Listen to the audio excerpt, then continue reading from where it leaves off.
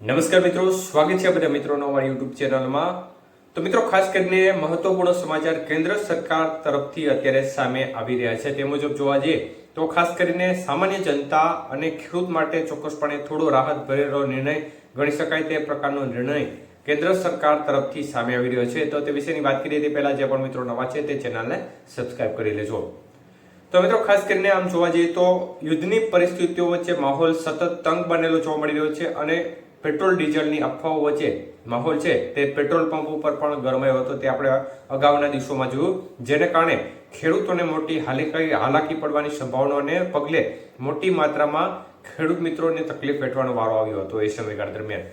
ત્યારે મિત્રો, ખાસ કરીને અત્યારે મહત્વપૂર્ણ સમાચાર મળી રહ્યા છે। તે મુજબ જોવા જઈએ તો કેન્દ્ર સરકાર દ્વારા પેટ્રોલ અને ડીઝલની એક્સાઇઝ ડ્યુટીમાં મોટો ઘટાડો કરવામાં આવ્યો છે।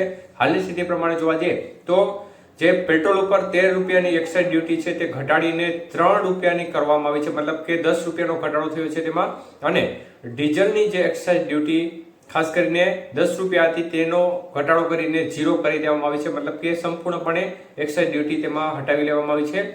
તો આ 10 રૂપિયા જેટલો ઘટાડો છે તે સામાન્ય જનતાને મળશે કે નહીં તે આગામી દિવસોમાં સ્થિતિનો ખ્યાલ આવશે, પરંતુ ચોક્કસપણે ભાવ વધવાની શક્યતાઓ વચ્ચે એક પ્રકારે એક્સાઇઝ ડ્યુટી ઘટાડી અને જનતાને ભાવ વધારાનો જે નુકસાન ન જાય, મતલબ કે ભાવ વધારાનો જે શક્યતાઓ હતી તેમાં એક પ્રકારે થોડી રાહત મળી શકે છે તે પ્રકારનો નિર્ણય કેન્દ્ર સરકાર દ્વારા લેવામાં આવ્યો છે। અને આ એક્સાઇઝ ડ્યુટી ઘટી છે તેનો લાભ જો સામાન્ય જનતાને મળે, મતલબ કે પેટ્રોલ ડીઝલના ભાવમાં ઘટાડો થાય સામાન્ય જનતા માટે, તો ચોક્કસપણે સારા સમાચાર ગણી શકાય। ખેડૂત મિત્રો માટે પણ સારા સમાચાર ગણી શકાય, કારણ કે ડીઝલમાં જો એક્સાઇઝ ડ્યુટી ઘટી છે તે મુજબ 10 રૂપિયાનો ઘટાડો થાય તો ખેડૂત મિત્રોને ખેતીમાં થોડો લાભ થઈ શકે છે। એટલે આપણે આશા રાખીએ કે ટૂંક સમયની અંદર જ આ નિર્ણય પણ લેવામાં આવે અને ખેડૂત મિત્રોને રાહત મળે તેવું પગલું ભરવામાં આવે।